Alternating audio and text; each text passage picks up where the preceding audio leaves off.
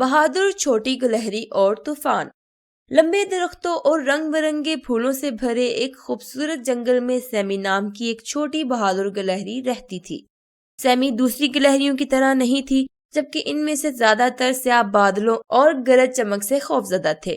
Semi متجسس اور بہادر تھی۔ اسے نئی جگہ تلاش کرنا اور اپنے ارد گرد کی دنیا کے بارے میں جاننا بہت پسند تھا۔ ایک دن جب سیمی نے سردیوں کے لیے کھانا اکٹھا کیا تو اس نے دیکھا کہ آسمان سیاہ ہو رہا ہے۔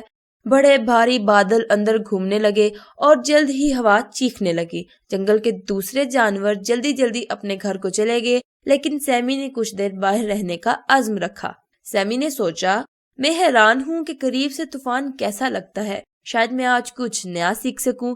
جیسے ہی طوفان قریب آیا، سیمی نے دیکھا کہ خرگوشوں کا ایک کنبہ ایک چھوٹی جھاڑی کے نیچے اکٹھا ہے۔ وہ خوفزدہ اور ٹھنڈے لگ رہے تھے۔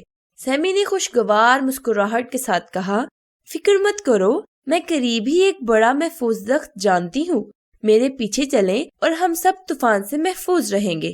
خرگوش ہچکچاتے رہے تھے، لیکن سیمی کے اعتماد نے انہیں بہادر محسوس کیا تھا۔ وہ اس کے پیچھے بلوط کے بڑے درخت کے پاس گئے، جس میں گھنی شاخیں اور بہت سارے پتے تھے تاکہ انہیں خشک رکھا جا سکے۔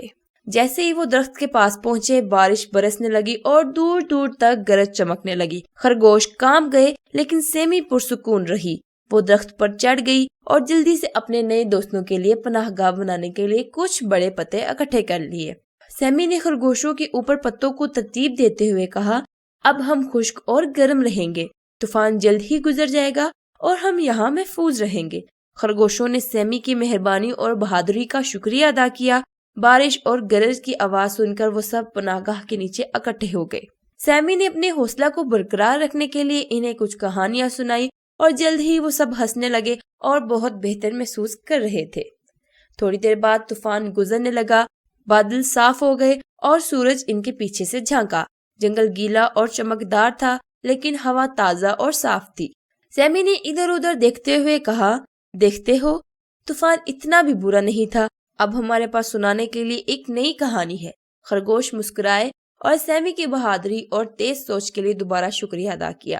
انہوں نے اس دن ایک اہم سبق سیکھا تھا، خوف کے عالم میں بھی تھوڑی سی ہمت اور مہربانی سب کچھ بہتر بنا سکتی ہے۔ تو بچوں، اس کہانی سے ہمیں یہ سبق ملتا ہے کہ بہادری خوفزدہ ہونے کا نام نہیں ہے، یہ آپ کے خوف کا سامنا کرنے اور دوسروں کی مدد کرنے کے بارے میں ہے۔ یہاں تک کہ جب چیزیں خوفناک لگ رہی ہوں، سیمی گلہری کی طرح سب بہادر اور مہربان ہو سکتے ہیں، اور ایسا کرنے سے ہم دنیا کو سب کے لیے ایک محفوظ خوش کن جگہ بنا سکتے ہیں۔